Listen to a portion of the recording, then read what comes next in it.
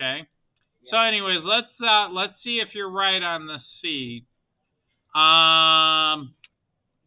So to solve this, I'm basically going to subtract. Remember, I want to get x by itself on one side and all the other stuff on the other. Okay. So if I subtract 2 from both sides, in other words, I'm trying to move this 2 over here. 2 minus 2 is 0. 0 plus 4x is 4x. And then negative 5 minus 2 is actually negative 7. Okay, cool.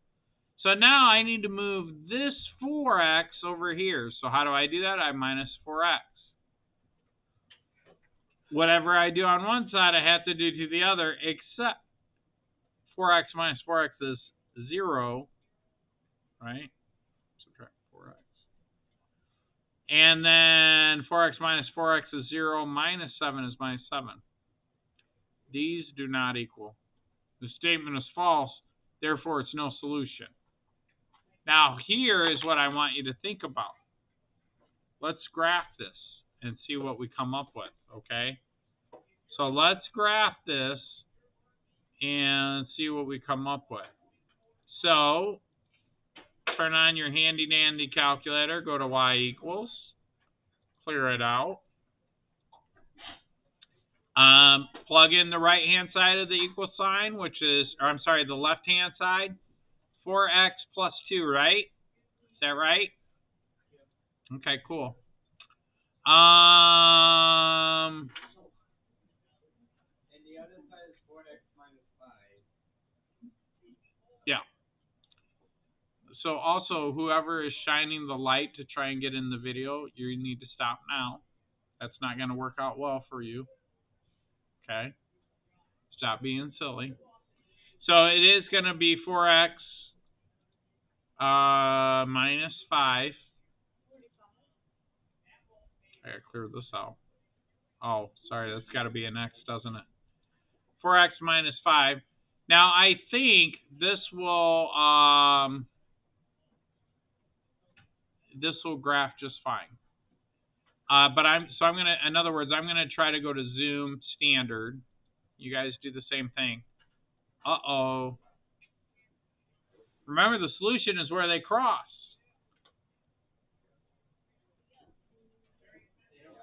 They don't cross. These look like what type of lines? Parallel.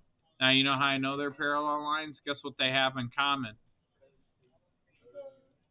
They have the same slope. So if they have the same slope, that means they have the same rise over run, which means they have the same steepness, right? So you got the same steepness, so they're never going to cross. That's why they're parallel. So they're never going to cross, and since they never intersect, what does that tell you about the solution? There isn't one. Does that make sense? So let's finish this reflection piece right here. It says, what happens when you substitute any value for x in the original equation in part B in the original equation for part C? Well, it's always, in other words, what they're saying is,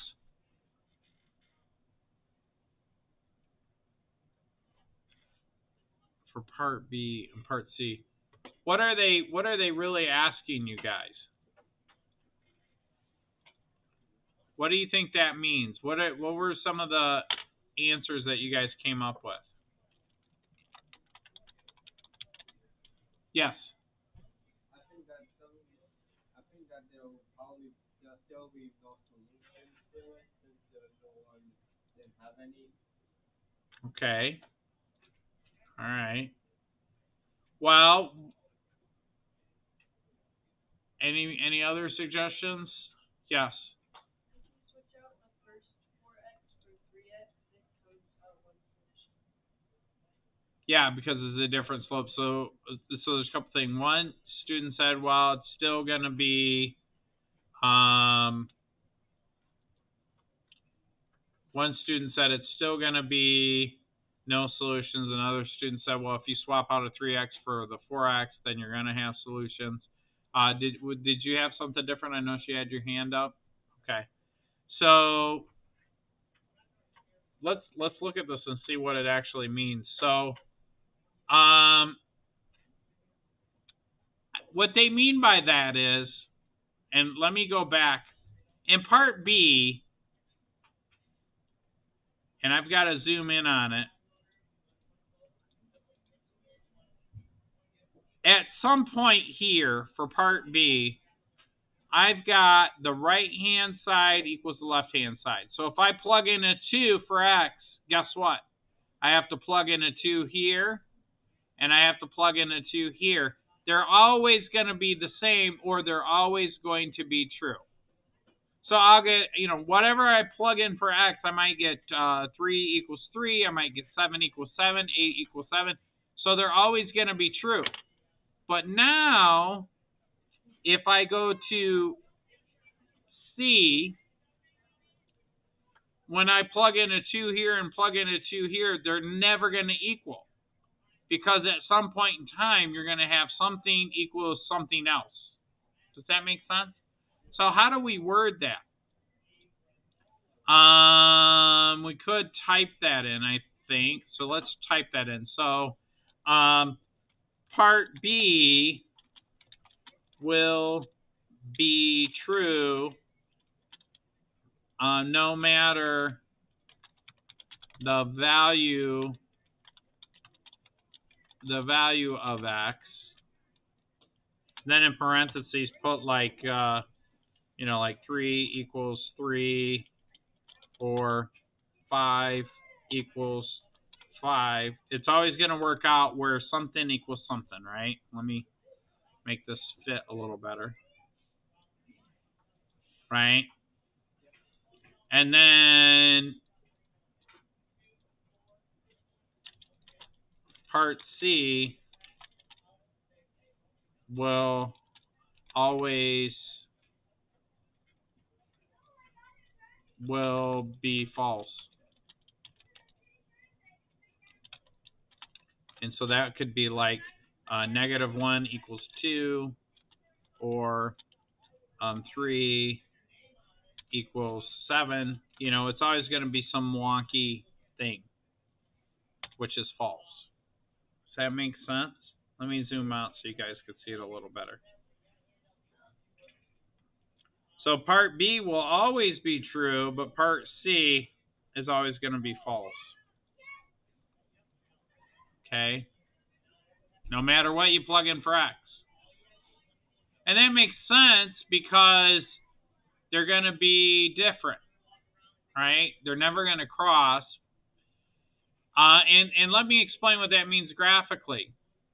If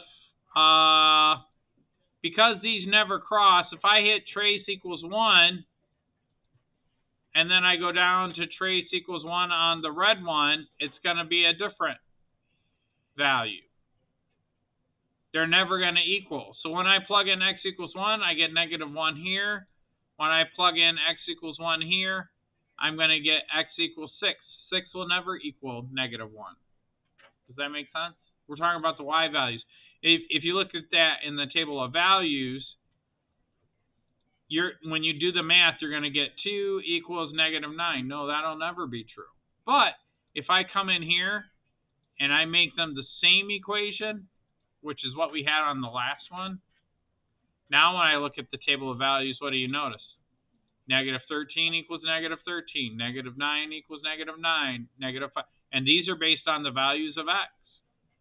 So these are the corresponding values. So if I plug in 2 to that first equation, part B, it's not the first, it's actually the second. But I'll get 3 equals 3, 7 equals 7, 11 equals 11, right? Depending on what I plug in for x. Does that make sense? Okay.